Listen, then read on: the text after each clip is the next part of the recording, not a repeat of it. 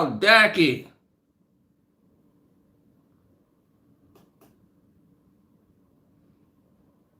Let's put some of the blame where it belongs.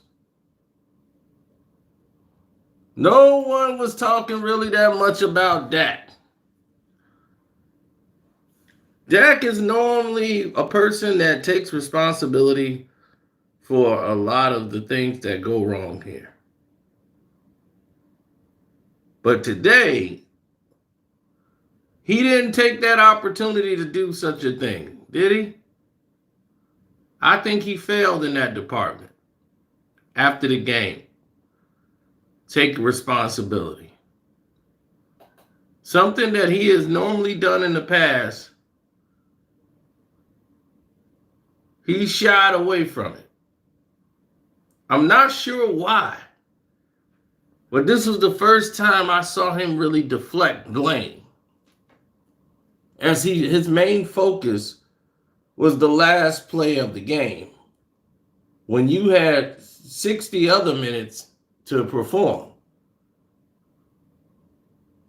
It was very concerning for me, knowing that he's a great leader. Mentally, he's locked in. He's normally your guy. So to see Dak Prescott like this was very unusual for me. This was very unusual to see Dak Prescott act like this, to try to basically deflect what was transpiring. Now, let's talk about what really happened out there on the field. Was this really Dak Prescott's fault?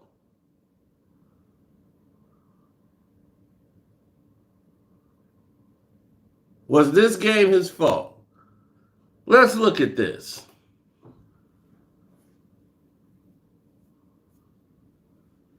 This game had 14 penalties on Dallas. The most they've ever been penalized since 2009. They were bad.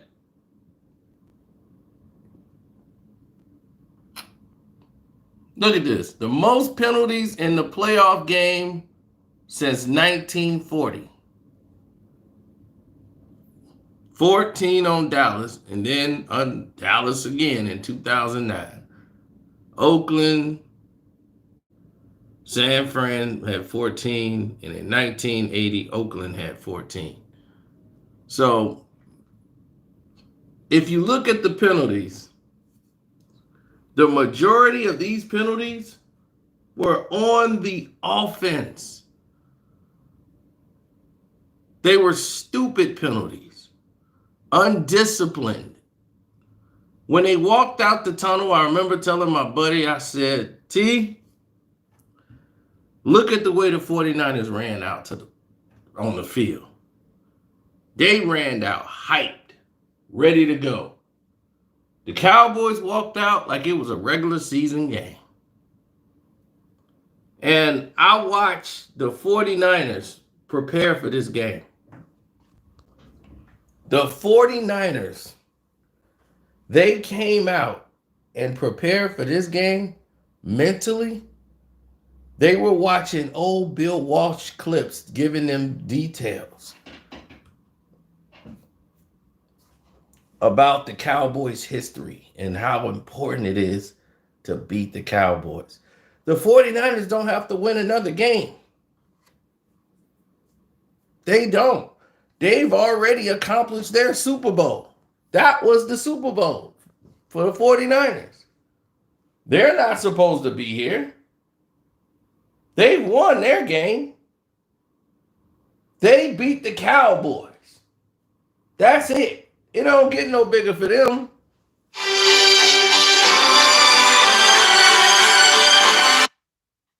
That is it. Cut and dried.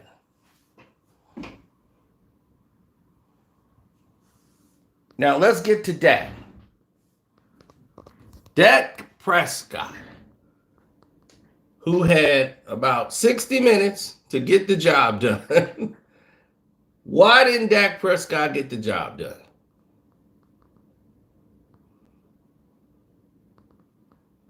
He was erratic all game long. Now, according to his salary,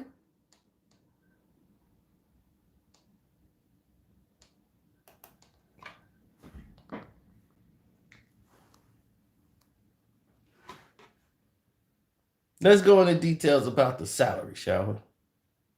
When we go inside his salary, let's look at the people that's in that category. Patrick Mahomes, that's one, right? Then it's another quarterback that's making, like, they're the two highest paid quarterbacks. It's Patrick Mahomes. There's one other quarterback.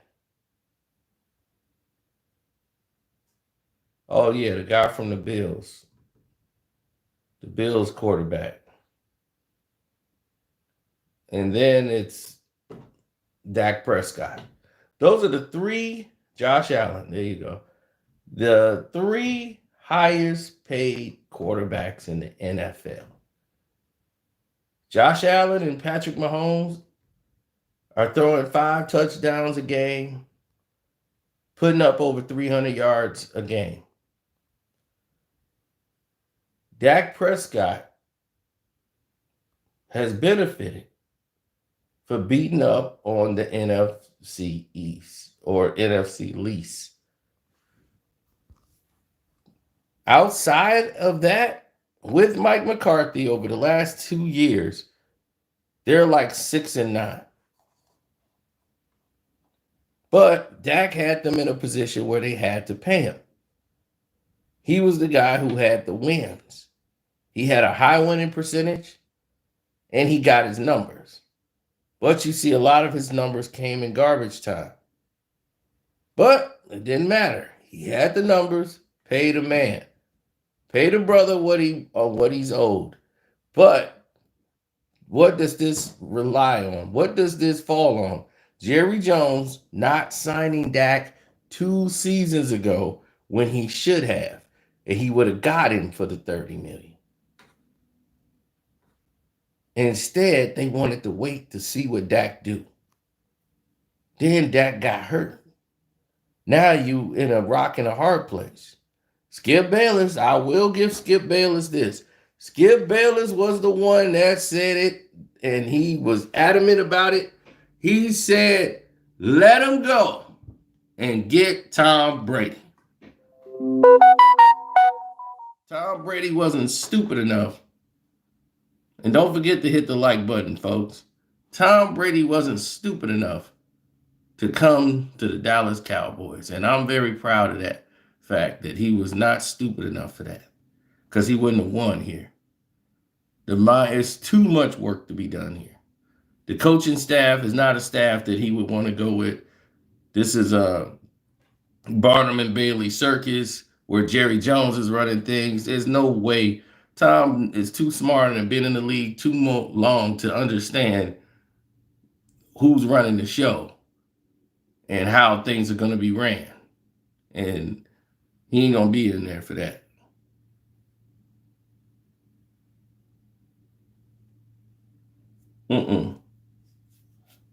That was never going to happen. Dak Prescott cannot make certain throws. But he was very good in his dimension. But all season long, Cowboys fans was telling us, we're different this year. CeeDee Lamb, everybody was getting off. Ezekiel Elliott and all these other people, right? So going into this game, I wanted to know from Cowboy fans more than anybody in the world. And don't forget to hit the like button, people. I wanted to know from them more than anyone else in the world. I wanted to hear from Cowboy fans. I wanted to know, was Dak the reason y'all lost?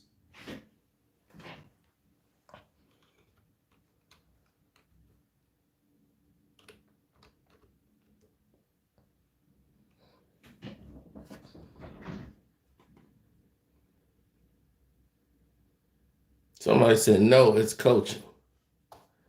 I said it's a combination of it. Let me tell you what y'all omitted out here on this field.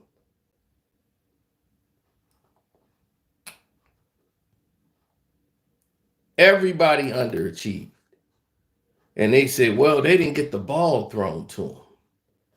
Do you know why guys didn't get the ball thrown to them in that game? Do you know what was going on out there in that game, good people?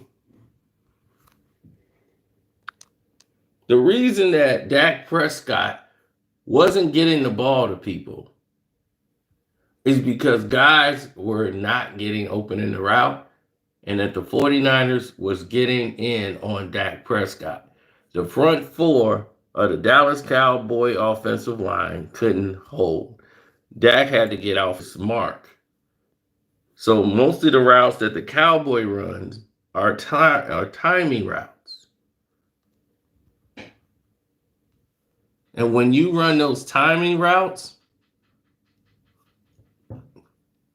if you're not on your mark and you're not set at that time, you can't release the ball.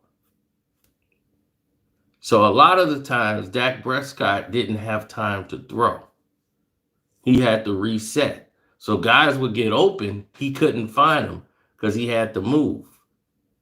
That's good penetration by the defensive, by the offensive, by their defensive four, making it hard for Dak Prescott to sit in the back and make these plays and make the plays. Now, here's another scenario that people missed. The San Francisco 49ers did not punt into the third quarter. So that means the defense wasn't doing their job from the very jump.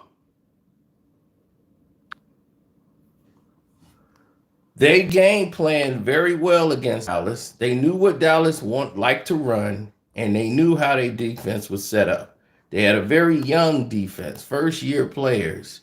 Parsons, who seemed to be having, I've never seen anybody say that before. He's suffering symptoms from C19, but he's out there on the field. I don't understand that. He obviously wasn't well and wasn't himself. He was making plays when he could, but he's inexperienced. This is his first time ever being in a game of this magnitude. So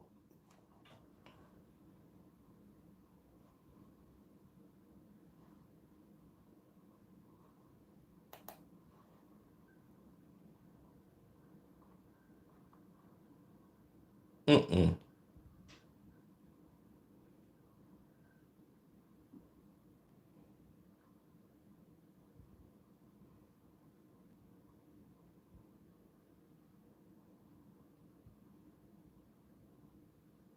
Mm.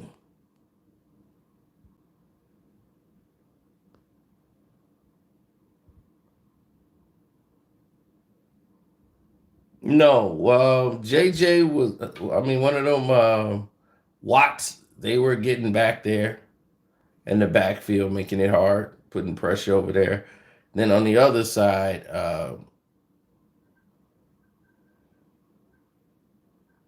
yeah, well, there you have it. You have too many to miss. Bozas, Watts, you know what they are. They're all the same.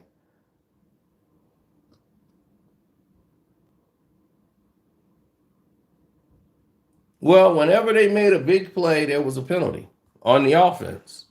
The offense made a lot of penalties. That falls on coaching and Dak Prescott.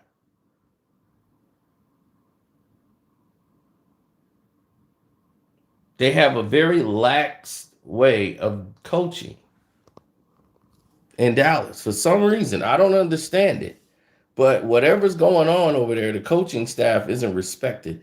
If someone was doing that many, making that many penalties on Tampa Bay, you would feel the like the nervousness of what's going to happen to them coming back into the huddle with Tom Brady. That won't happen in a Tom Brady team. Tom Brady holds everyone responsible. You will be snatched out of games for penalties because you're hurting the team. Dallas just left everybody out there. Like, come on, guys, get it together. And this is why we don't move in that light.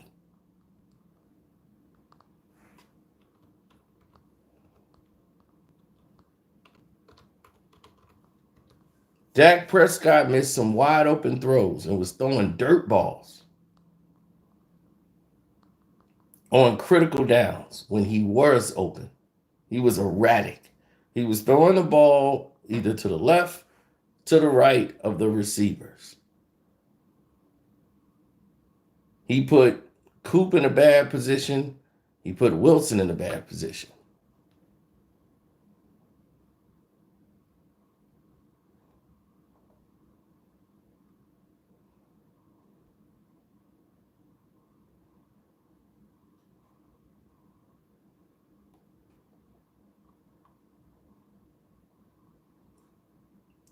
Well, Kellen Moore is the offensive coordinator, but everybody was singing Kellen Moore's praises all season long.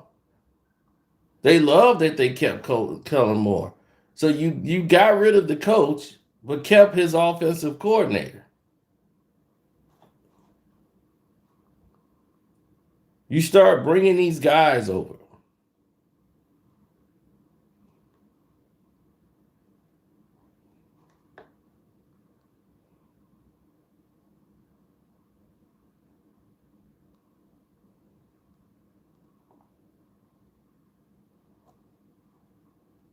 Well, Joe Philbin? Joe Philbin, that's his job, right? He's the offensive line coach with Jeff Blaskill. All the penalties the offensive line was making. That's those guys' job to look after. Nobody blamed Rob Davis, who's he's the assistant head coach of the team. Everybody focused on Kellen Moore because he was calling these plays. Rob Davis, who basically didn't want to rock the boat, right? But you got to remember, in the beginning of this game, Dan Quinn's defense that he set up,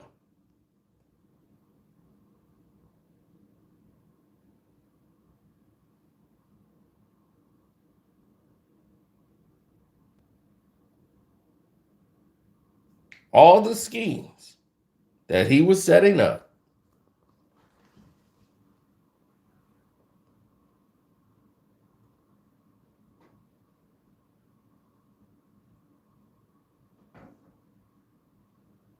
look at what happened on those defensive schemes. Where were the blitz? Where was the blitz? You got Jimmy Garoppolo back there. You have to make him get out of the pocket and move and throw on the run. He couldn't do it all game long. He couldn't throw on the run. And I think in the first quarter, he was overachieving. By the third and fourth quarter, he was exhausted. And the ball was sailing on him. And that's how he ended up throwing the pick when they decided to finally send pressure. But Aiden Doherty, who's from England, who comes from soccer, is your defensive line coach for the last 2 years. Leon Lett is his assistant.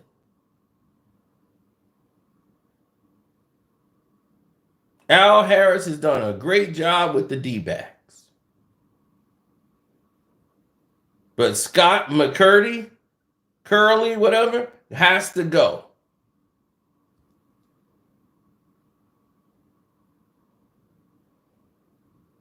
Now, was it all Dak Prescott's fault?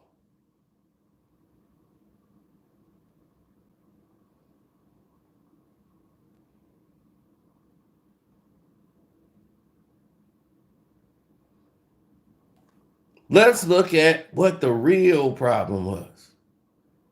Skip Pete, for 23 years, has been running with the running backs. Right? Skip Pete is the running backs coach.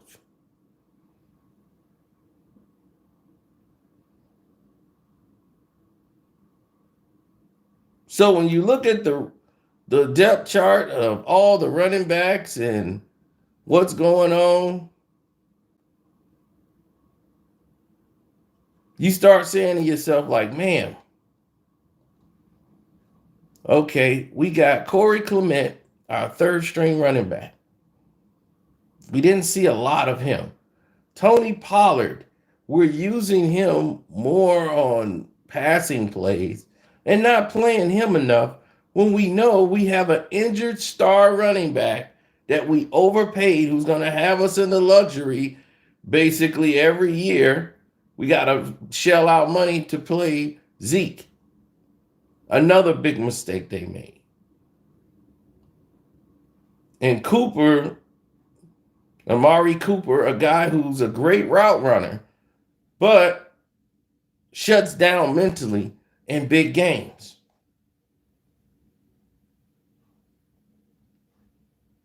You got CeeDee Lamb, who's young, energetic, first real shot at making something happen, second year player. Cedric Wilson. Right? All these guys who's supposed to come in to be your playmakers. Going into this playoffs, Dallas was very optimistic because you guys scored like the most. You guys were the highest scoring team, I believe, in the NFL. Y'all were loving Kellen Moore. And I was saying in the playoffs, when people got time to just focus on just you, it won't be enough. You're going to have to make the plays. Dak Prescott is going through all of this because Dak Prescott doesn't understand. He's under fire because he has to make those throws. He has to make something happen. But it can't be all on him when you're getting zero production from the running game. Ezekiel Elliott got nothing. He's not getting, so they're not respecting the run. He's averaging 2 yards a pop, and nobody's blaming him. Not one Cowboy fan is blaming the running game. That was non-existent. Tony Pollard should have had way more carries and snaps in this game. He's your best running back and has been your best running back for 3 years. But you paid Zeke.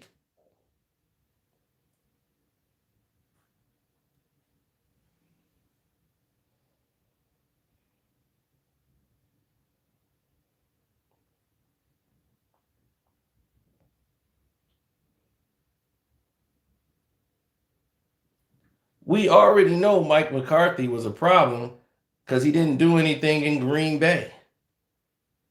They got lucky that 1 year he was there and they won a championship off fluke championship.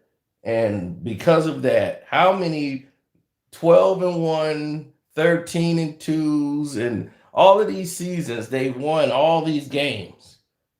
But in the playoffs, they drop a dud. Every year, he seems to have a lack of control of the team. This is why he was basically outed in Green Bay. They were tired of underachieving when it counted. They were beating up on a bad division, which was the Central Division, which had the Lions, the Bears, and Minnesota.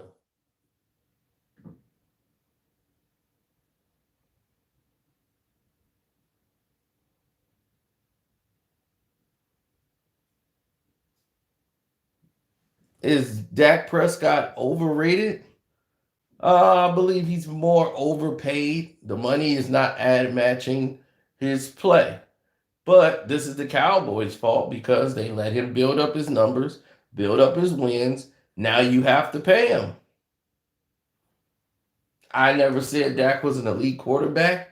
He's a guy that can win you some games and get you to the playoffs. But is he the guy to get you to the next level? Super Bowl. Is he a Super Bowl winning quarterback? That we have not seen. But this is a game of numbers.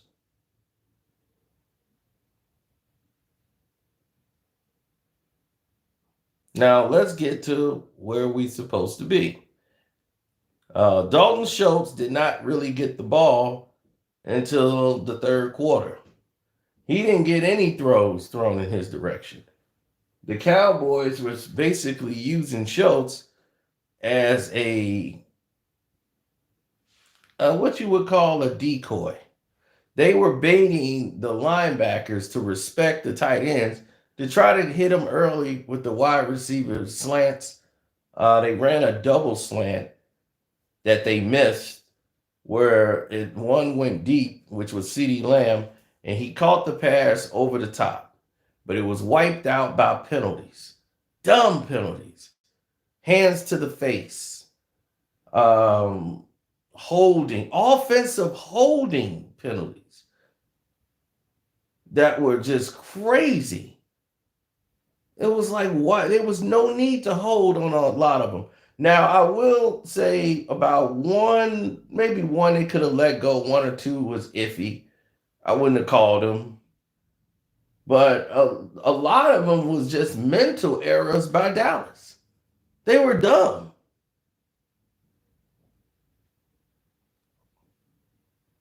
And they were wiping out big plays that Dak made going down the field. Every time CeeDee Lamb touched the ball, there was a penalty seemed to be somewhere. Then he made a penalty. Young person mistake, very eager to get to the ball when the play is for them. He doesn't get set. So it's an illegal shift when the quarterback hikes the ball. That is discipline. That is that's a quarterback who's a known leader. You don't have control of your team. They're not locked into you. This isn't a regular season game. And I don't think Dak understands that the playoffs is different and you got to ring that rail, like hold the rails and pull the guys in so that they stay locked in. They know what it's about. See, this is the difference with Tom Brady. And I got to use Tom because he's the pinnacle of what a quarterback is supposed to be. In the playoffs, Tom gives everybody a phone. Everybody got a phone.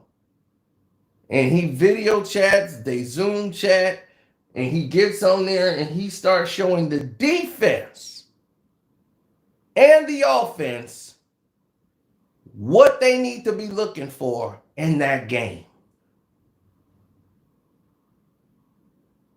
They go stay at a hotel room together saying, we're going to stay locked in. We don't need guys staying at home. We all in this hotel room. Everybody got a phone. Look, this is what this guy does. This is what this guy does. Just in case you didn't do the film work, you didn't do any studying, Tom has done all of it. And he's going to help you out. Because what he don't want is a guy not locked in on game day. This is a long season. You're putting your life on the line every season. One play, it could be the end. You want to win while you're there. Tom ain't come all this way just to lose. So he wants to make sure you know everybody's assignments, what everybody do on the field, what your job is, and you go out there and perform. This is why he's won with less. And you be like, who is this guy? How's he catching touchdown? Because that guy's locked in. Tom ain't letting nobody get off. Dak has to take that kind of responsibility.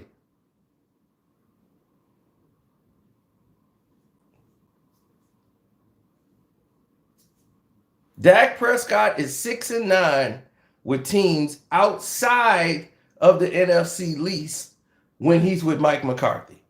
They're 6-9 outside of that division playing together. That's telling. That is a losing record. And that is very key when you're breaking down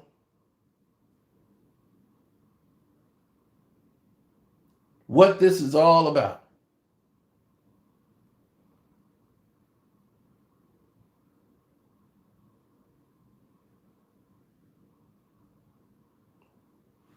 Now, Lionel Collins was getting blown up.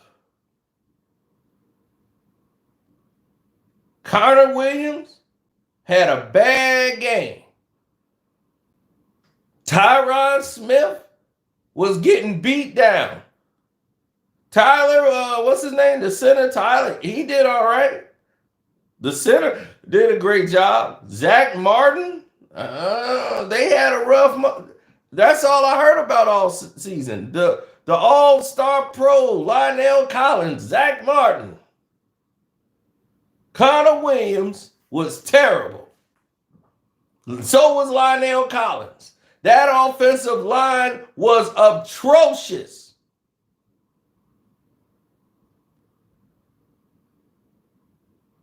They were not holding up against the 49ers' pressure. The 49ers kept bringing it. And they kept bringing it from the beginning. The Cowboys didn't know what to do with the 49ers from the start of the game and even coming out in the second half of the game. False starts. Who would false? That is Dak not getting on their ass. 2 back-to-back false starts? That's putting you in third and long. You get a roughing. The kicker. Penalty that gives you a first down on like 3rd and 15, and you still get stopped. The game was over then. I told everybody in that basement live when we was there, I said, oh, the game's over. That was it. That was the drive that was going to tell me what they was made of. The 49ers got the stop and was supposed to get the ball back. The guy runs into the kicker, gives you a first down, and you get stopped again. I said, the game is over. That was the drive right there that told me where the Cowboys season was going to end up. Right there, in that third quarter. I said, yep, the game's over. I was right in the basement. I told them the 49ers were going to win from the jump, but I was praying y'all came back and won so y'all can come to Tampa.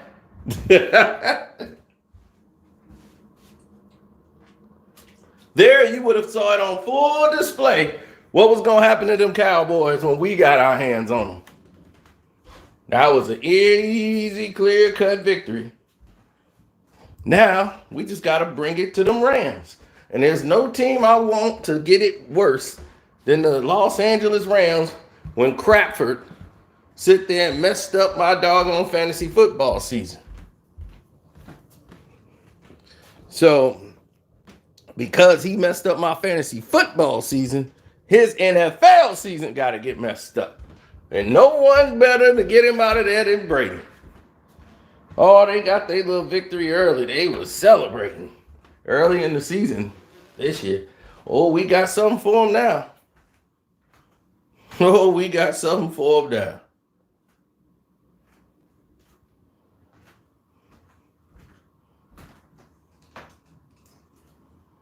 Oh, we wearing all new jerseys, of course. But we had to come out with the whites. We've had great success in these. Or we might wear the grays. Don't matter. Or we could wear our Tampa red. It don't really matter to us. They gonna get it no matter what. We ready for them. But Dak Prescott does share in the blame.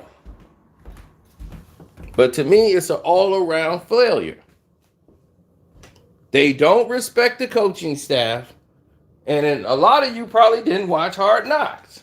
The Dallas Cowboys was the Hard Knocks this year. Who watched Hard Knocks? Dallas Cowboys. Right? Didn't you see them talking Super Bowl all season? Didn't you see the trophy up there?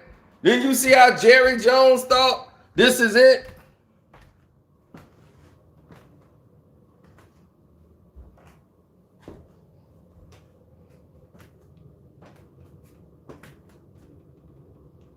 See, you learned a lot if you watched Hard Knocks. You get to see what happens in the coaching room. And you get to see what's going on. That's how I knew they had a soccer coach as their defensive line coach.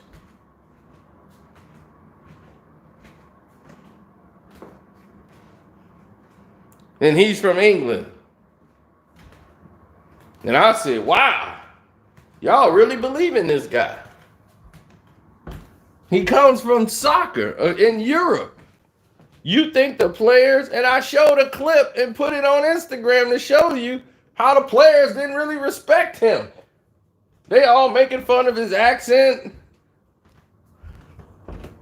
trying to sit in the chair, playing around with the coach. It's too much playing going on.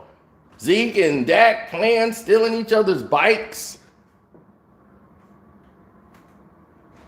All kind of crazy stuff. I mean, it was just, they was like, well, that's for the show. I'll be like, no, that shows me a team that ain't locked in. And in preseason, they showed you what they were.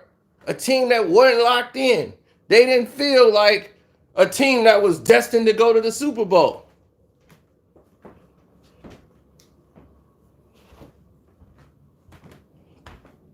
They don't sound like a team that's ready. They don't sound like a team that's destined for greatness. They're not locked in. And if you're not locked in, you don't win the Super Bowl. That's it. You got to be locked in and focused, and the team got to buy in. And when I mean the team, that means special teams. Special teams is important. They are massive. You look at the Tampa Bay Buccaneers last game. Special teams. Special teams basically won that game and put them put the Philadelphia Eagles in a bad situation. Special teams. They went out and overachieved and made plays. Every position is important.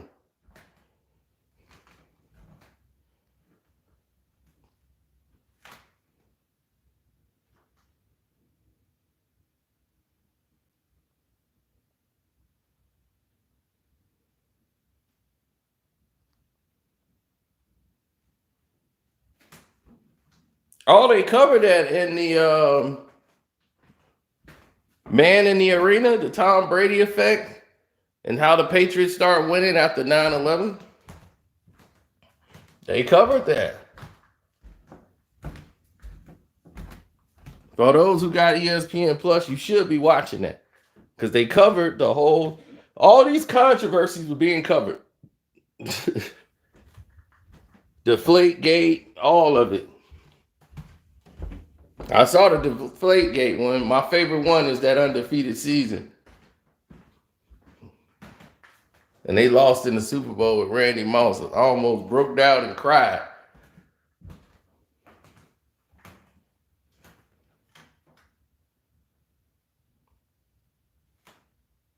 That's why football to me is the ultimate team sport. It is the ultimate learning sport. That's why me and Tom Brady are basically the same. We're the same. We have the same mental outlook on the game. When you see this 12, you know that 12 should be probably my number. My number would be 13, but still, it's the same thing. The mental approach to the game is the same. We suffer from the same sickness.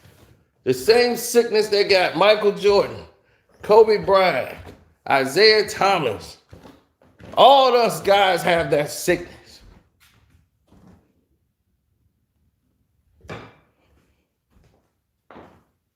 Floyd Mayweather has it. The destined for greatness, to achieve and strive to win. The passion, the preparation, no shortcuts. They're going to go all the way because they know that's what matters the most to them.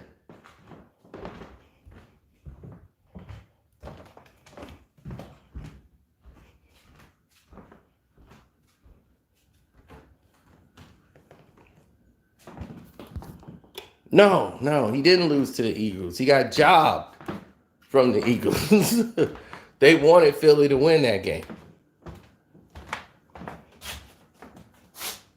They gave Philly 2 touchdowns. They never scored.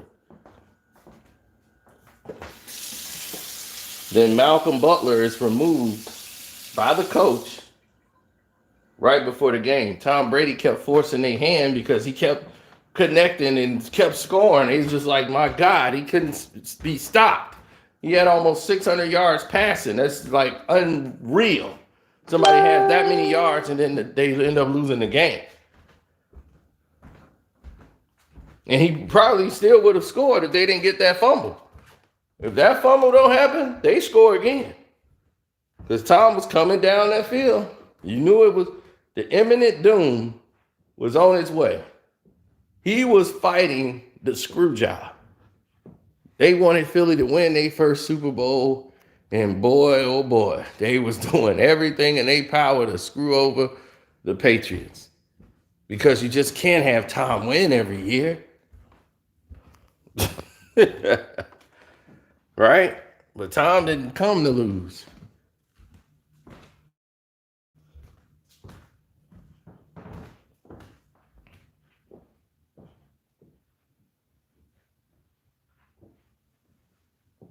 If Dak is serious, he go call all the guys together when everybody's leaving, offense and defense, and said, hey, I got to get better. I'm not where I should be. I missed throws all over this field today. That can't happen. I'm throwing the ball either to the side, to the left, to the right of all my receivers. But they also was rushing him out the pocket. But still, no excuses. He's got to make those throws.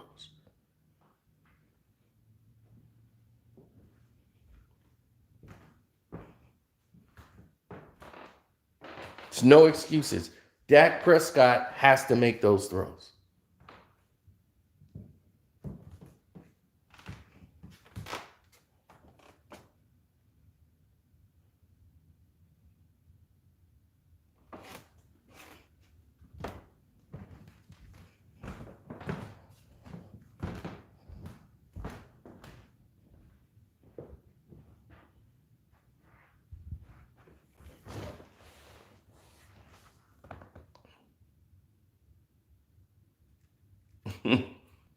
So to me, it's an entire organization failure. And the main problem is the head, Jerry Jones. What's up, Ralph?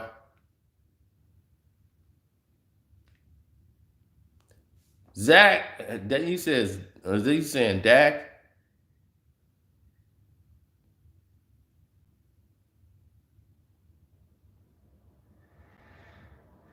Okay, you saying Zach, but I think you mean Dak. You say he's like Dr. J, need Moses Malone to win. Dak needs to find a dude that can lead a team that just an idea. Ooh, Ralph, that is terrible idea. That is the last person you want in Dallas is Antonio Brown. The guy has become a team killer. And I don't understand why you would want that circus. That's the guy that's going to divide and blow up the team. You don't want him out there at all. Now, if we look at it, like I told you, this is an entire organizational failure. But you got to look at it. They got $400 million on that field. Dak is getting 75 of the 400 that's on the field. Okay? He's got Cooper, who's supposed to be the best route runner. He's overpaid. You got Zach, what's his name? Zeke overpaid. CD Lamb finna be overpaid. You got $400 million out there. Some of the best in the world. And we talking about what he need to win. That's the LeBron James effect. He got enough to win.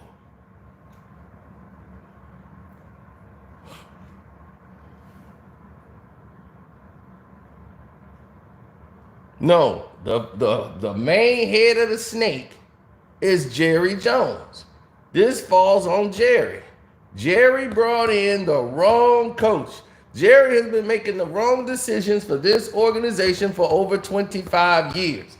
Jerry Jones and his selfish, foolish pride of I don't need a general manager, I could do it myself. You had Bill Parcells in there. When Parcells left, you could have had Sean Payton. He had Sean Payton there on the coaching staff. You should have had Sean Payton when he left. Because he only left because he came in under the pretense that you told him he had control over the team and drafting the players. He got the defense back respected. And he was bringing in players from his staff, that from his picks that he saw, and they was going to start from the defense out. Get the defense up and running, and the offense will follow.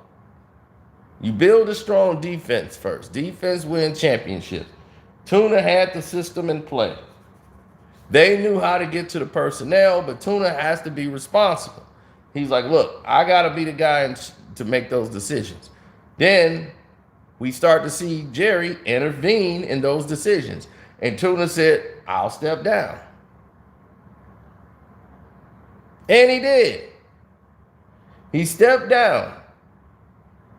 Then you kept Jason Garrett and his terrible offense around just to make him the head coach. You had Wade Phillips. Anybody who's this good old boy type of coach, he won't, because Jerry wants to be right. He don't care about winning more than doing it the Jerry way. He want to be right. All the time. Jerry had to prove people wrong. He wanted to prove I could win with Jason Garrett. Kept Jason Garrett way too long as a head coach. He's a lame duck coach that he can control. That's why he kept Jason Garrett. He gonna follow Jerry's advice to the letter. Jerry gonna come into the training meetings. Jerry gonna intervene in all the coaching schemes and everything that's going on. Jerry is a person that's too hands-on. Do you think Bill Kraft comes out there and tell Belichick what Belichick should be running? No.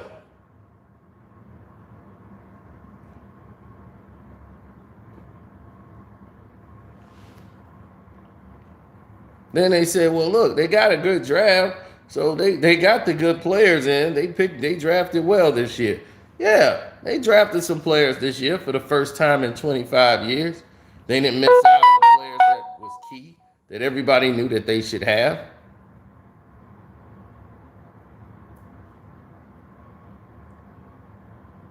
Then you get Mike McCarthy, who they wanted to hire from the jump, but it's always an instant good old boy.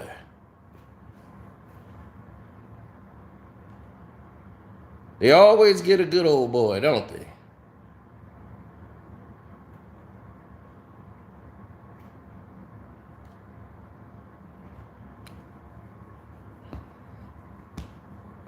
They don't get the best guy for the job. They get the guy at the job who's going to follow Jerry's every begging call. Had you guys grabbed Sean Payton and told Sean Payton you are going to be the head coach of the Dallas Cowboys, the Dallas Cowboys wouldn't be in this shape if you let Sean Payton pick the players. Look at the Saints defense.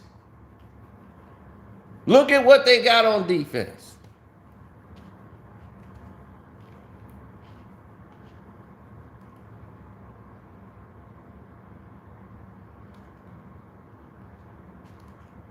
Look at the cornerbacks. Look how hard they play. They have guys that's out. Their problem is quarterback. Offensively, quarterback. But that defense, they on fire. They got one of the best cornerbacks in the NFL over there. Safeties. You let him go. You held on to this offensive coordinator that you shouldn't. Anybody just because they got ties to Jerry Jones. And this is why you lose. You fans keep coming out and supporting it. The Chicago Bears is the same thing. So we relatable. We know what the problem is in Chicago.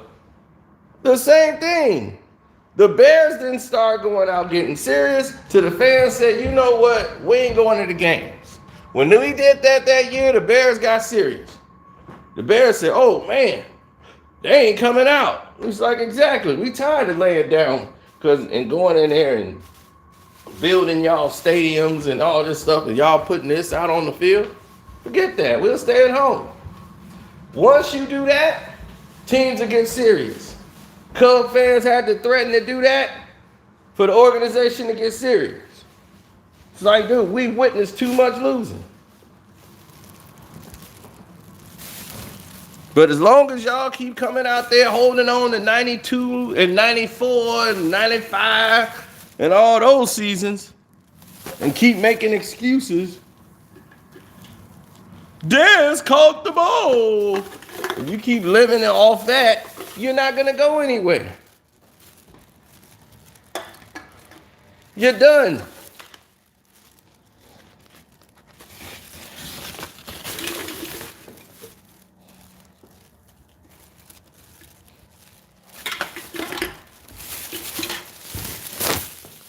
Dez caught the ball. That was a catch. We got robbed. Dez caught the ball.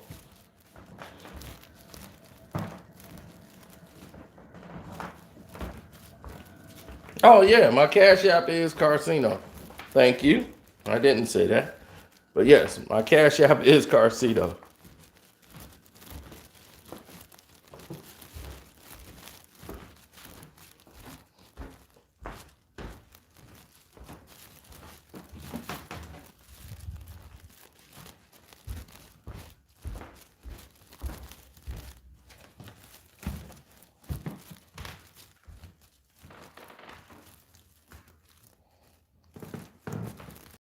They're trying to live in the new era, but not living in the new era. Oh, they don't want to be living in the past. They want to be living now. But they can't. They don't know what they're doing. But trust me, they want to.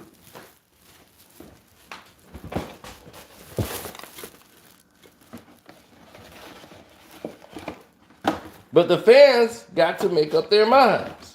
They like getting dressed up, going into Dallas, going into this big stadium.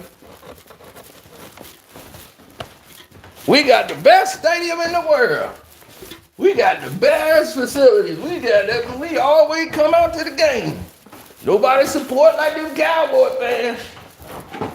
And that's why you're not winning. There's no sense of urgency. And as long as y'all go 1 and out, that's just A-okay. Nobody's holding a fire under your feet for anything. It's okay to be mediocre. To underachieve. Dak Prescott, ladies and gentlemen, Dakota Prescott is 30 years of age. I know you're saying, well, quarterbacks play until they 45. Do you think that Dak can play till he's 45? I don't think so. Not everybody's Tom Brady.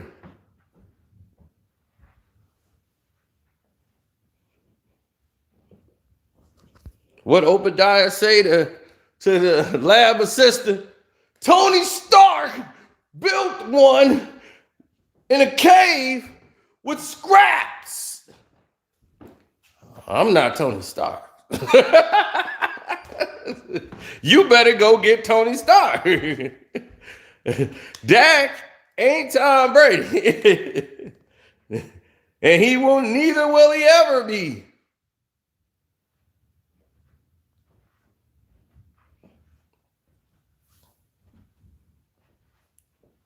But one thing is for certain.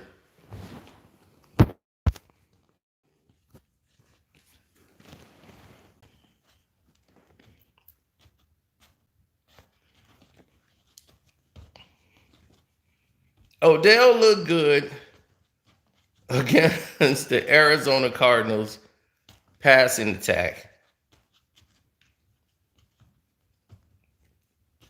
Trust me.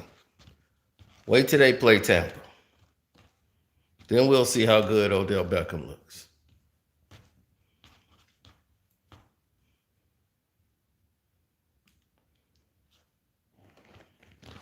Oh, we're not even gonna get to the last second.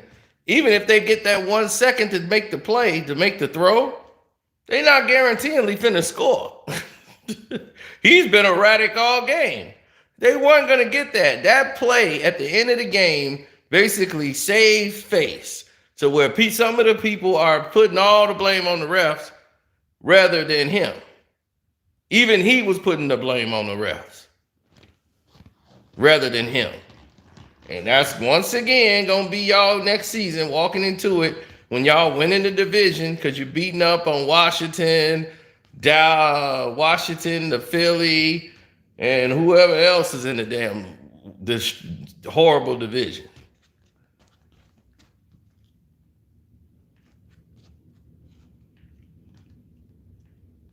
Oh, yeah, the Giants. So now,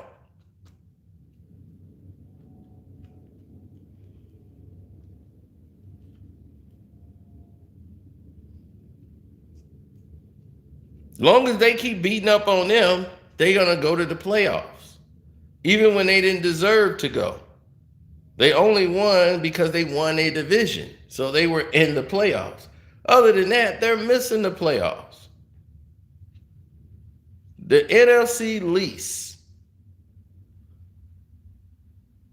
That division hasn't been hot because they play old school football in the modern era, and they're afraid to change. Washington was on the cusp of changing, but still stuck in the old ways. And then a quarterback situation, they start to believe in Heineke, but I don't think he's got the strong enough arm to really be that quarterback, but he has great leadership and team believe in him. But your defense, you got about 4 years in the NFL. Not that long. You only got about 4 to 5 years with that continuity. That's why it's important to get it done while you have a chance. Tom Brady showed you what it takes. He showed you the standards. He's given you all the blueprints. But people go, yeah, but I'm going to do it my way, though. Okay. Do it your way. Let's see what happens. Good luck to you.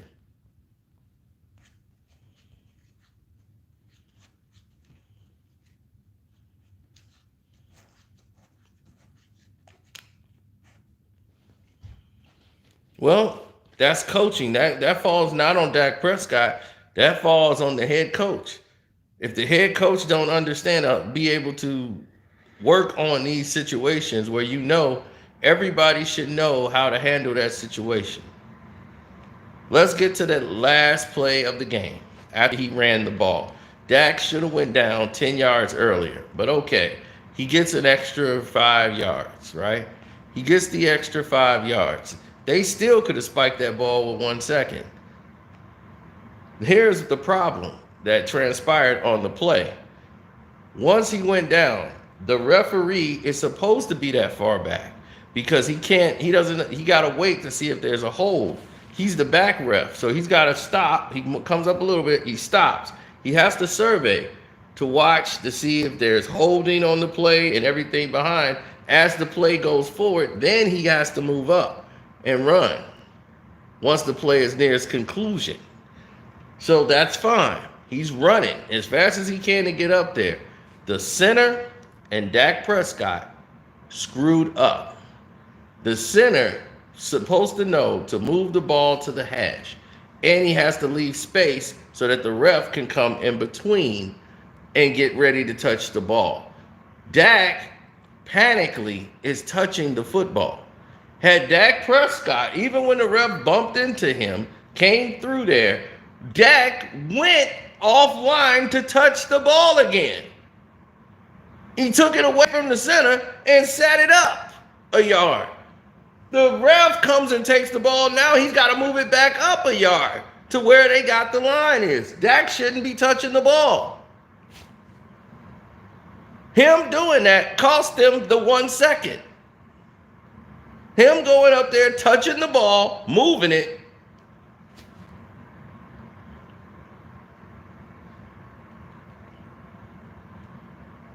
No, he has to be that far back.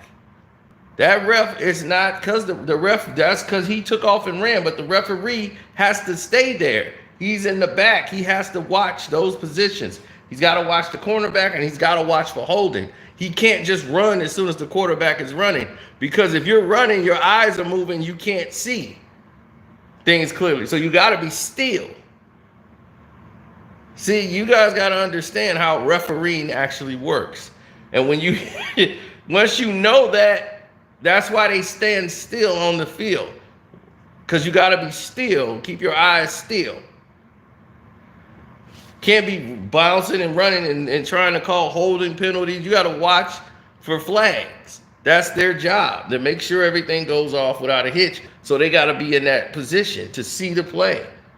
And they're looking at it. Then he moves up a little bit, but he got to stop to see if Dak's going to cross the line of scrimmage and become a runner.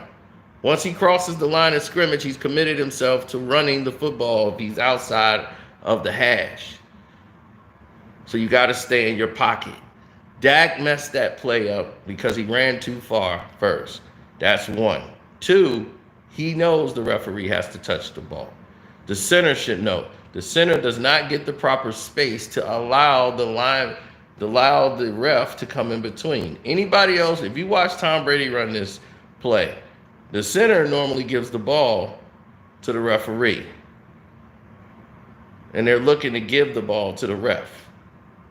They don't set it themselves. They give it to the ref. Let the ref place the ball.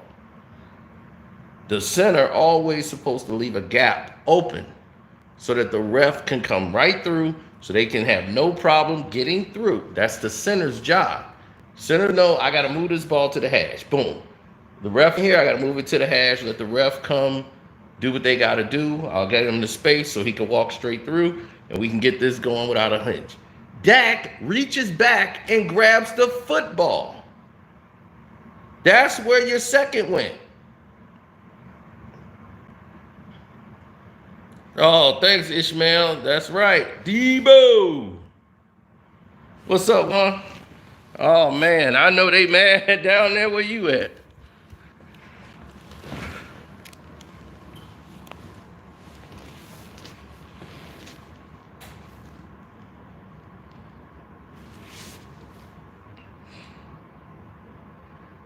He's like, yep.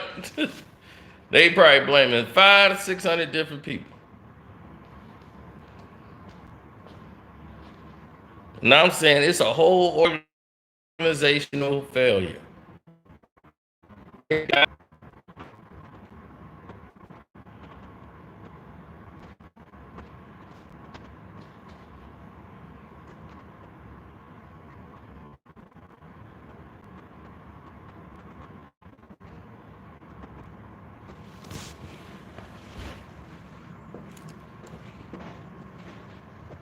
See? That's Dak. Running with the ball. He goes up too far. He should have went down back here. Boom. He's down. The ref now has to run up. The team is getting lined up. The ref is there. So before the team is lined up, the ref gets there. But he runs into Dak because the lineman never left a gap open where the ref could get through. They run into each other, but they steal time. He gets through. Dak reaches and touches the football and moves it up. Now the ref's got to move it back to where the ball's supposed to be. There's your 1 second. Now Dak's going to snap the ball. It's too late. That's too late. That is ridiculous. Your coach don't have you prepared for those type of situations. Y'all should have run through all of these in practices to know what to do in these situations. That's unacceptable.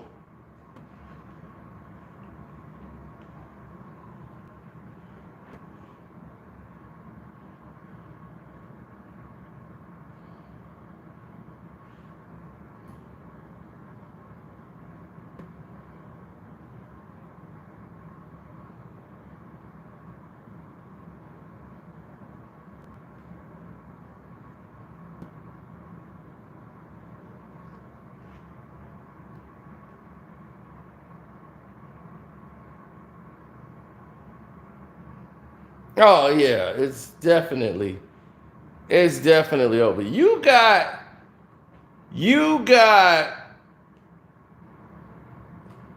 have Jimmy Garoppolo running on the field saying, "This is our house.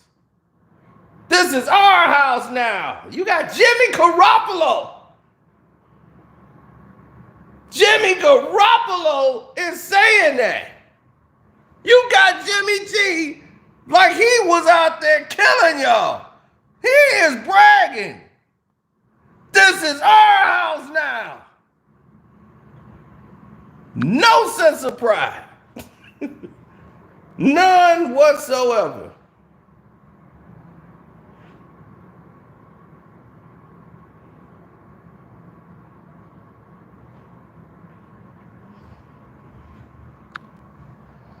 $121, it was 23-17.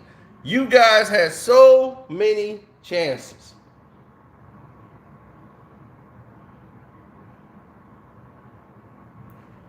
First of all, the 49ers got the first down 2 times. Debo got the first down the very first time he ran the ball. That was a first down. That was the proper placement of the ball. Jerry Jones made some calls. They made them put the ball back some so that they could remeasure the football, right? And then it made it 4th and inches.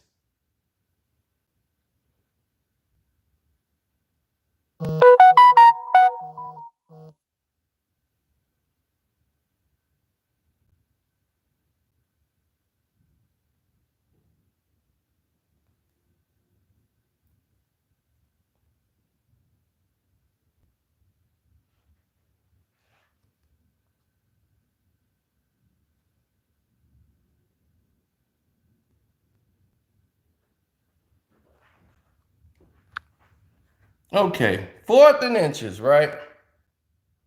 Now it's a 4th and inches play. They moved it back. They remeasured it. It's now 4th and inches.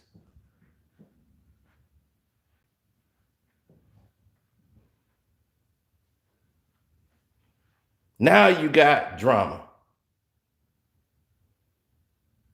They get it on the quarterback draw, which they've been perfect on all game. Right? Game over. They blame number 71 for not getting set before the ball was hiked.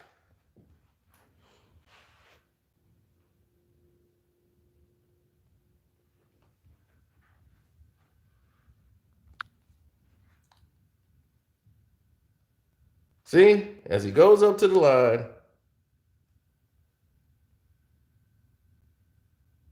he looks pretty set to me.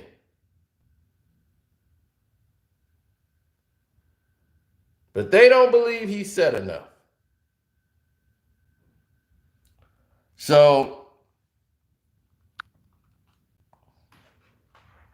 32 seconds, Dak gets the ball. Right? They're on the 20. They do some flea flicker play and get out of bounds. CeeDee Lamb injures his ankle. People forget about that. See, look at this. As soon as he gets tackled, he injures his ankle. Sprains his ankle. So your speedster is injured. But he goes back into the game.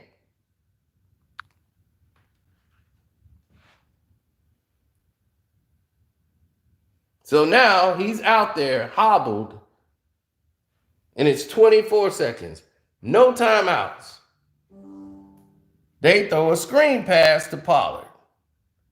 Pollard gets some more yards, gets out of bounds. Smart play. You get 10 yards, you're getting closer. Here they are at the 50 now. Or the 45, rather. They throw a pass, they complete it, they get out of bounds. 49ers are playing a very stupid defense right now.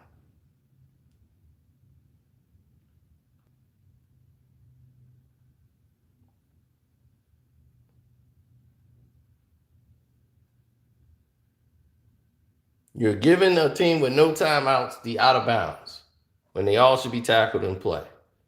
Now it's the 40-yard line. Now, here it is. This is a drawn-up play for Dak to run with the ball. Dak gets out and moves. Once he passes the 30, he's done. He should have went down and slid there. He continues with the play. Now, clock is still rolling. It is 7 seconds remaining. The ref has to run. Ref gets there. It's 4 seconds now. But now he has to get to the ball. So the ref got there in less than 3 seconds. It's 4 seconds remaining. Dak Prescott ruins everything and costs them a second. He reaches that and touches the football and moved it up. Not supposed to do that. Now the ref, who has to touch the ball, has to place the ball back to where it's supposed to be. That's where the ball is supposed to be. You moved it up. You weren't supposed to touch the ball. You give it to the ref, let him place it. But you screwed that up. Now, you weren't even in position to hike the ball. You lost another second. Now you're in position. Now they hike the ball. It's too late. Game is over.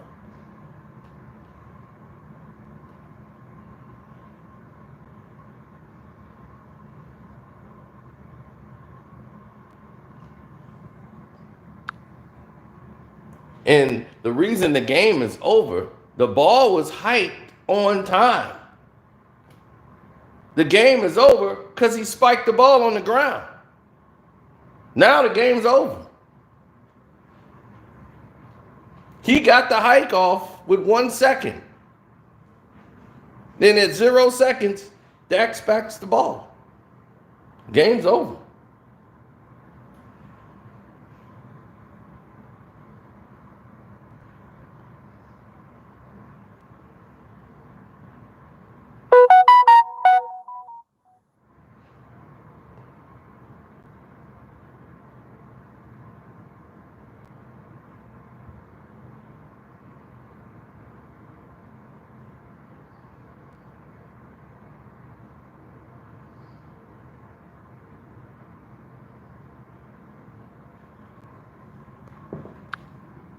See, the judge is at the 50. This one's here. They have to be back there. Dak ran too far up, which makes you got to wait for the ref to get there. Now he's sprinting at full speed. which is going to get him there.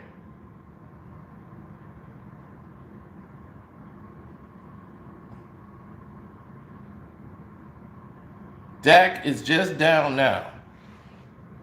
Here comes the ref. He comes full speed ahead. So the ref gets there quick.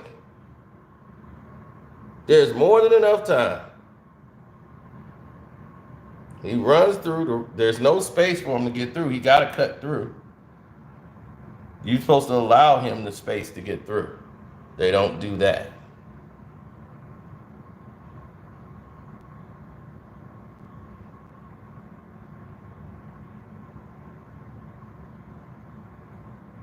He gets through.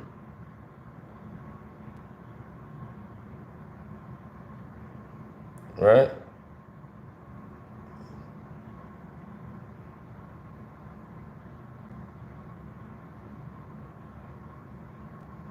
See? You got to allow him to get through. Now, here we go. After Dak screws it up, boom, the ball is placed. Right there. That's where the ball's supposed to be.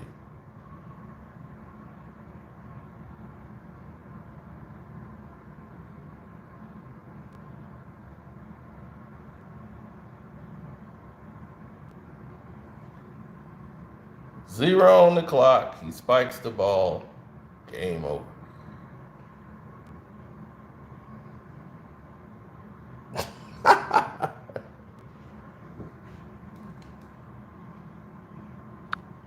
Lack of preparation for those type of situations.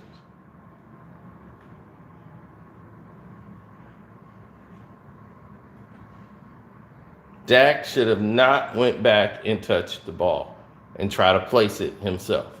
He cost the team a second by doing that. He should have went down earlier.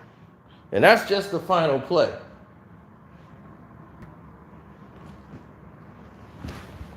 That's just the final play of the game. What about the other drives that were blown? Plenty of chances. So the fact that you didn't get it in the last seconds, it's like, what am I supposed to do? What type of sorrow should I feel for the Dallas Cowboys when y'all have had all game and all y'all could muster really was 10 points to the fourth quarter? 7 points to the fourth. How am I supposed to feel sorry for you, Argentina? Oh, that was Kellen Moore's call, the offensive coordinator. That was his genius play. And it wasn't a bad play if Dak goes down at the 30, you end up with another shot, probably one more shot at the 30-yard line to the goal line. Dak was greedy and wanted to be at the 25 instead of the 30. So the call wasn't bad. It's the fact that the team was unprepared for the call. To get up, spike the ball, you got to play for the end zone. You can run some verticals and do some things from the 30. You could do things from the 30 than you can from the 25. Same thing. You still coming down with one play. It's just an easier play to make from 30 yards than it is basically the same as 25. You're just saving yourself time. You have no timeouts. This is your play. But you don't get a shot towards the end zone because of lack of preparation.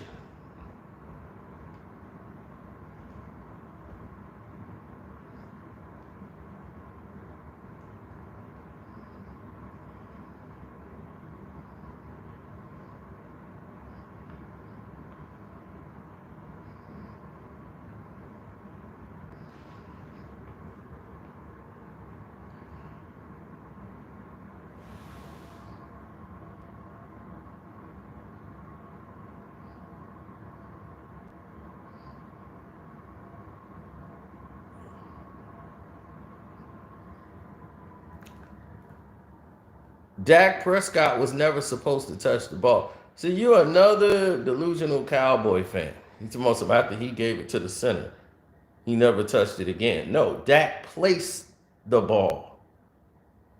He didn't give the ball to the center. He placed the football.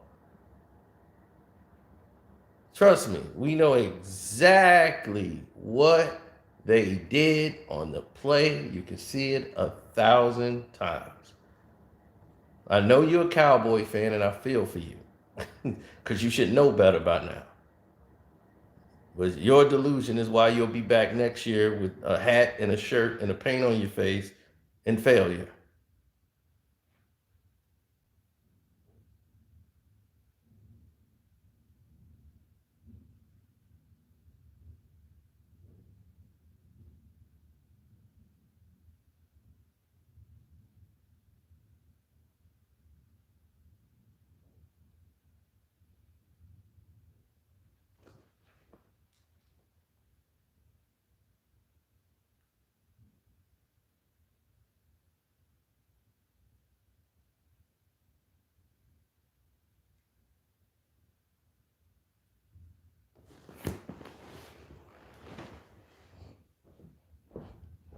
The center already has the ball. Dak handed the ball to the center. The center has the ball in his hands, right? Dak should be done, right? The center has the ball in his hand. This is for this Cowboy fan who says, once Dak put the ball in the center's hands, he didn't touch it no more. Okay, center has the ball in his hand. Dak handed him the ball, right? We all see this. All right, let's see what happens next. We see the ball is in Dak. It's not in Dak's hands. Dak gave it to the center. So the center has the ball. I just want everybody to be clear on this. Right? Now, what you couldn't see is Dak is going back to move the ball, which he did, and now he's moving back into play. And they had to move it up there. It was probably hard to see from your angle. Dak goes back and touches the ball. And you probably didn't see it from the angle you needed to see it from. Because they're not showing you Dak going back and touching the ball again, which messed up everything.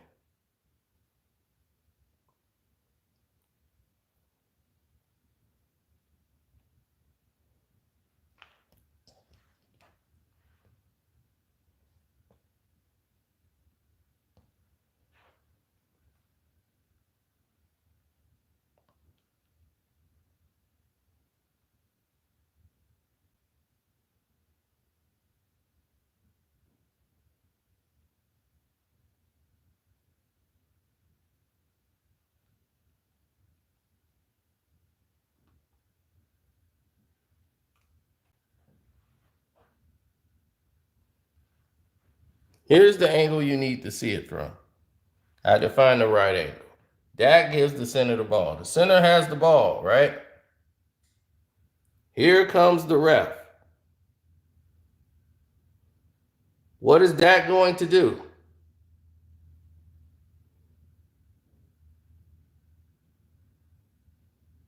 Dak goes and touches the ball again. Did you see it?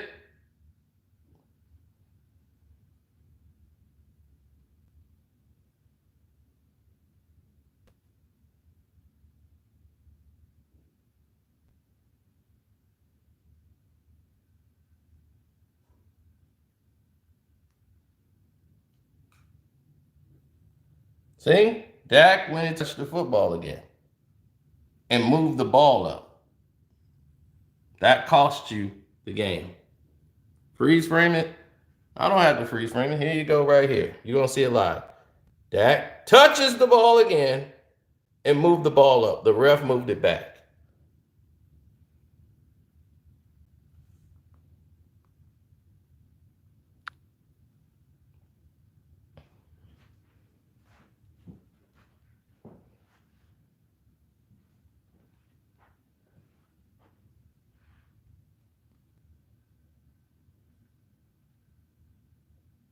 Okay, that's what you said.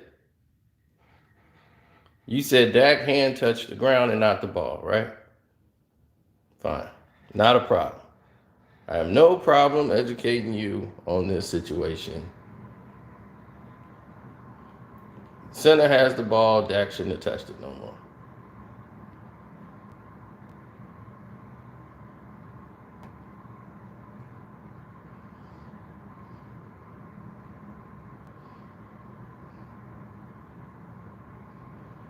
And it's the center fault too. The center should have definitely gave the ball to the ref. He placed the ball down. Oh, you're right. He did touch the ground. It's the center's fault. I'll take that back. Dak didn't touch the ground ball. He touched the ground. You're right. He touched the ground. He didn't touch the ball again. But the center doesn't know what he was doing. He should have handed the ball to the ref.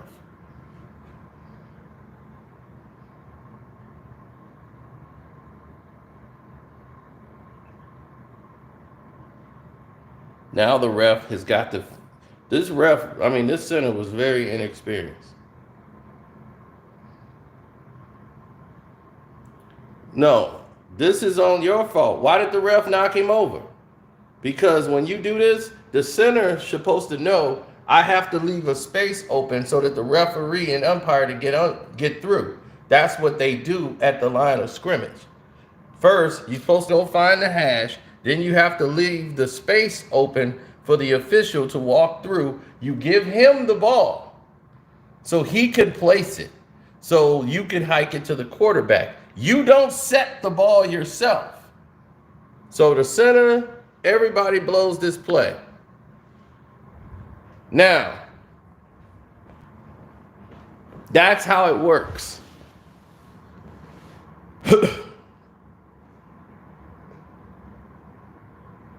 But like I'm saying to Cowboy fans is, why are you holding on to this play?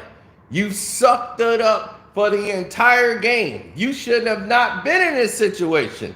This is Cowboys fans' fault. They hold on to what they shouldn't be holding on to. You should be right now mad that this team produced doo-doo all game. You're going to come in with this blaming the ref mentality for next year. Then next year, the same thing going to happen again. Because you won't address the real problems of the team. Y'all failed on every level in this game. The doggone 49ers didn't punt into the third quarter. And they got Jimmy Garoppolo. This ain't Tom Brady. This ain't Josh Allen. This ain't Patrick Mahomes doing this to you. Y'all lost to a team that scored 19 points, and y'all only scored 9. And y'all was the highest scoring team in football. Y'all lost to the Chiefs. That told you right there things needed to change. So for the 49er fans out there, you did your job. Y'all were better prepared and ready for this game than Dallas. Dallas is a better team on paper. They underachieved just like they do every single year because they come in lax. They got everything going for them. They reading the press clippings and the headlines. We're America's team. Okay. You've been letting America down for 25 years.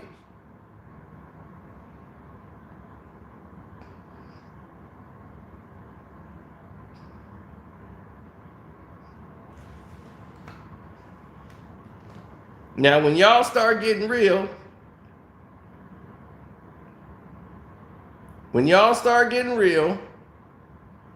about not being in these type of situations, because you shouldn't have had the ball back anyway, then maybe y'all can start talking Super Bowls and all of that talk. Maybe. What's up, go-getter? I see you.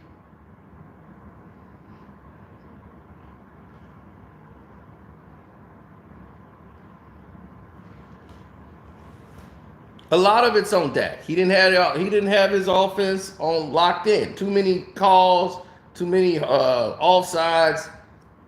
He wasn't taking responsibility for checking those guys. He wasn't locked in with his receivers. He should have been on page with them. They should have all been locked in together on what the assignment was and what they were running. The offensive schemes, they outthought themselves. And they were making it too easy.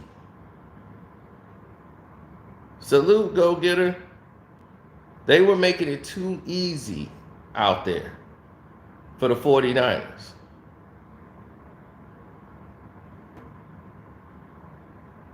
They were being too smart for them, for their own good. They were outthinking themselves. The Eagles was doing that too. You got star players, let them be stars. You got to get your playmakers the ball. They were like, oh, they're going to be watching Schultz. We're going to wait before we hit them with Schultz. Schultz didn't touch the ball to the third quarter. But your defense was getting shredded with plays they hadn't seen before out of the 49ers. All the things they've been scheming for, they switched their schemes up. But when they knew they needed to, they go to they playmaker. They go to Debo on the run. Then they go to the run back. They know you watching Debo. They fake it. And Shanahan was killing y'all with that. They throw a fake, hand it off to the running back who was killing y'all on the run. And the Rams better be careful.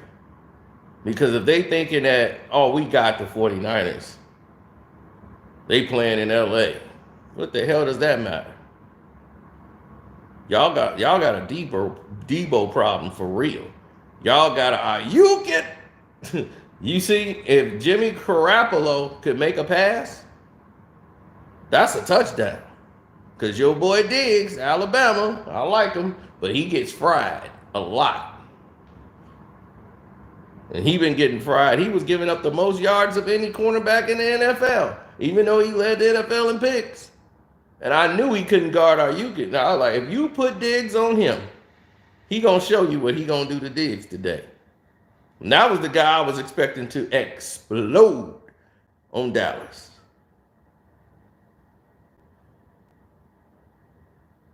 Oh, I'm waiting on Crapford to show up.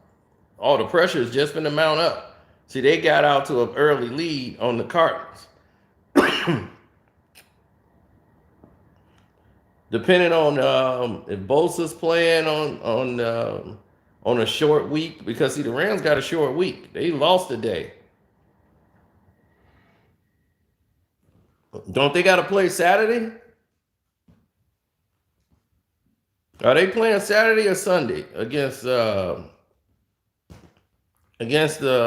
Bucks? Is that a Saturday game or a Sunday game?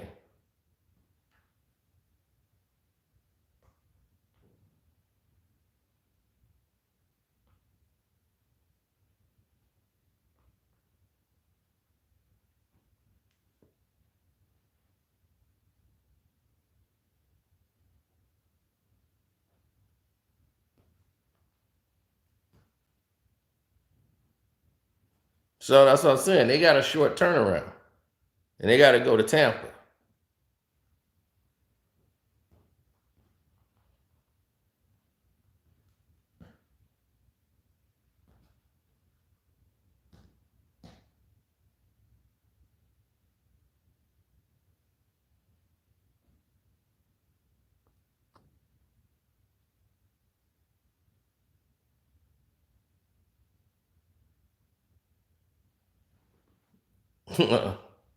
He's like, it's not the playoffs yet. I thought it was wild card weekend.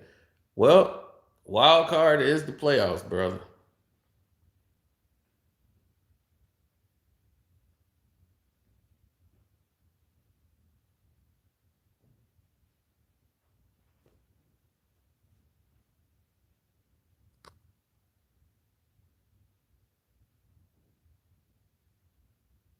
If you lose, you go home.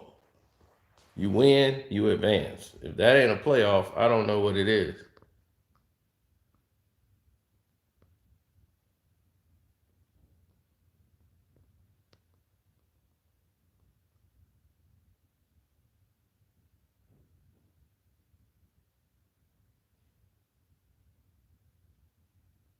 Well, LeBron deserves some credit for the win last night. Because he knew I need to get his ball to Stanley Johnson. And he made sure he got the ball out of his damn hands. So yes, he was a lot responsible for that. I got the ball out my bum ass hands and put it in somebody else's hands who was hot, because I'm old.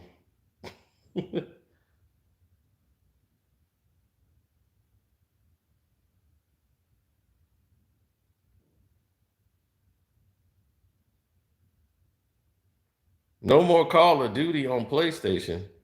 What do you mean?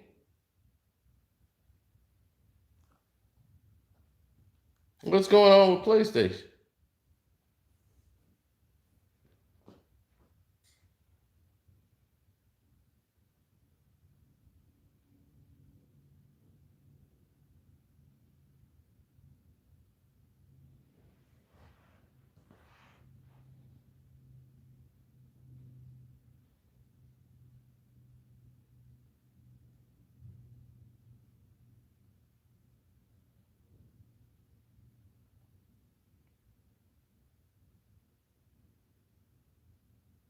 Oh, Microsoft bought Activision. Yeah, I saw that. They got Blizzard. They got everything else, but I don't think that means they're gonna take Call of Duty off PlayStation.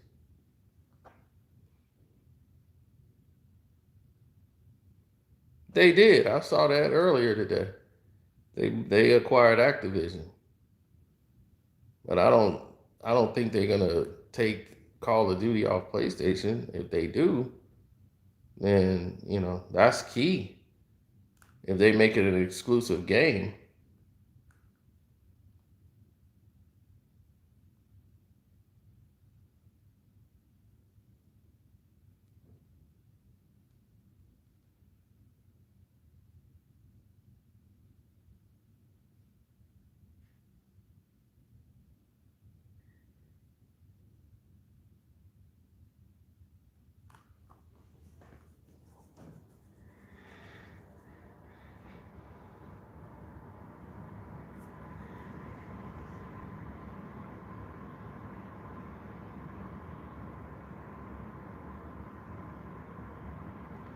Greetings.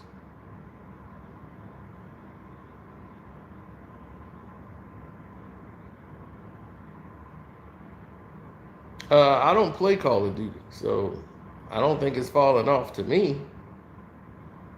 I don't play those type of games really, but it's just mindless shooting up stuff all the time. I mean, they could be fun, I guess, if I got into them, but Call of Duty is too colluded with too many strangers. I be playing blood for blood, just because it's a zombie apocalypse type of thing. I like those games when you're fighting for that type of survival. And a lot of war games that don't involve strategy. Outside people come in, you get people just in there just to cause disruption. That's the only reason they're there.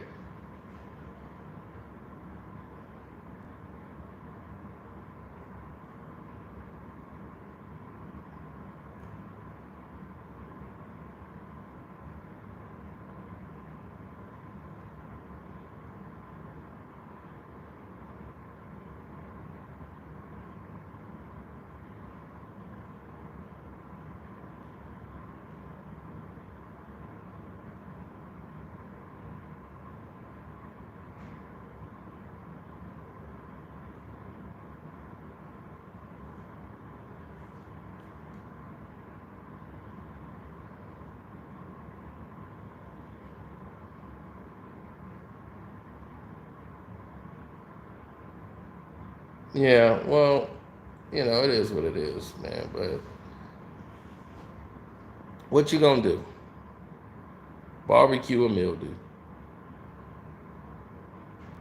Yeah, it's been a good day, man. We just getting started. We just getting started. So I'm gonna get out of here and get my day going.